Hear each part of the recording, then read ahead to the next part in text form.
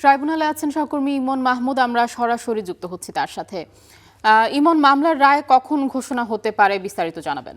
আমি আছি আন্তর্জাতিক অপরাধ ট্রাইব্যুনালে। সাধারণত আহ, আন্তর্জাতিক অপরাধ ট্রাইব্যুনাল এর আগে একটি মামলার রায় ঘোষণা হয়েছে, যেটি মানবতা বিরোধী অপরাধ মামলায় সাবেক প্রধানমন্ত্রী শেখ হাসিনা সহ ৩ জনের বিরুদ্ধে একটি রায় ঘোষণা হয়েছিল। সেটি বেলা ১২টা নাগাদ ট্রাইব্যুনালের কার্যক্রম শুরু হয়েছিল এবং রায় ঘোষণা শেষ হতে আমরা দেখছি প্রায় দুপুর গড়িয়েছিল। তবে এখনো পর্যন্ত আজ কখন রায় ঘোষণা হতে পারে সে বিষয়ে সুনির্দিষ্ট কোনো তথ্য জানানো হয়। তবে আমরা ধারণা করছি ১১টার পর থেকে যে কোনো সময় কোর্টে আন্তর্জাতিক অপরাধ ট্রাইব্যুনালের কার্যক্রম শুরু হবে এবং রায় পাঠ করা শুরু করবেন এই ট্রাইব্যুনাল ১-এর গোলাম মর্তুজা মজুমদারের নেতৃত্বাধীন ৩ বিচারিক প্যানেলের সদস্যরা। এবং ইতোমধ্যে চানখারপুল হত্যা মামলার গ্রেপ্তার ৪ আসামিকে আন্তর্জাতিক অপরাধ ট্রাইব্যুনালে হাজির করা হয়েছে এবং এই মামলায় সাবেক ডিএমপি কমিশনার হাবিবুর রহমান সহ ৪ জন এখনও পলাতক রয়েছেন।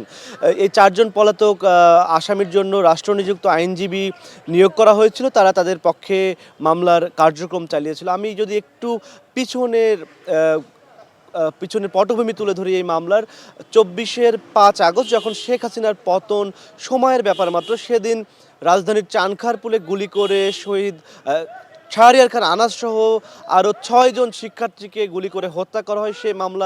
সেই ঘটনায় একটি মামলা হয় আন্তর্জাতিক অপরাধ ট্রাইব্যুনালে, যেখানে ডিএমপি কমিশনার হাবিবুর রহমান সহ মোট ৮ জন পুলিশ সদস্যকে আসামি করা হয়।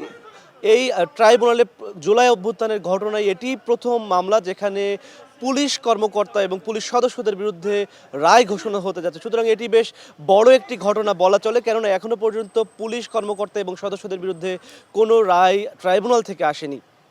এই মামলায় প্রসিকিউশনের পক্ষ থেকে আনুষ্ঠানিক অভিযোগ দাখিল করা হয়েছিল ২৫ মে ২০২৫। এরপর ১ মাস পরে মূলত ট্রাইব্যুনাল অভিযোগ গঠনের আদেশ দেন, অর্থাৎ বিচার শুরুর আদেশ দেন। এরপর গত বছরের ১১ই আগস্ট এই মামলার সাক্ষ্য গ্রহণ শুরু হয়। এই মামলায় সাক্ষ্য দিয়েছিলেন শহীদ পরিবারের সদস্যরা, ওখানে যারা আন্দোলনরত ছিলেন প্রত্যক্ষদর্শীরা। এবং এই মামলার সবচেয়ে গুরুত্বপূর্ণ সাক্ষী ছিলেন, ১৯তম সাক্ষী হিসেবে ছিলেন তৎকালীন উপদেষ্টা আসিফ মাহমুদ সজীব ভুঁইয়া, যিনি আন্দোলনের সময় একজন গুরুত্বপূর্ণ সমন্বয়ক ছিলেন এবং চানখারপুলে তিনি ৫ আগস্ট সশরীরে আন্দোলনে ভূমিকা রেখেছিলেন এবং তিনি ওই দিন ওখানেই উপস্থিত ছিলেন।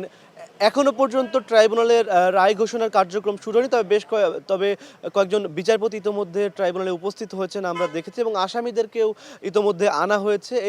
যখন রায় ঘোষণা শুরু হবে সেটি বিটিভিতে সরাসরি সম্প্রচার করা হবে এবং আমরাও আপডেট তথ্য আপনাদেরকে জানিয়ে দিব। এই ছিল আমার কাছে ট্রাইব্যুনাল থেকে সবশেষ তথ্য। আয়শা। ইমন, আপনাকে ধন্যবাদ। দর্শক, ট্রাইব্যুনাল থেকে আজকে মামলার রায়ের সবশেষ তথ্য জানাচ্ছিলাম আমাদের সহকর্মী ইমন মাহমুদ।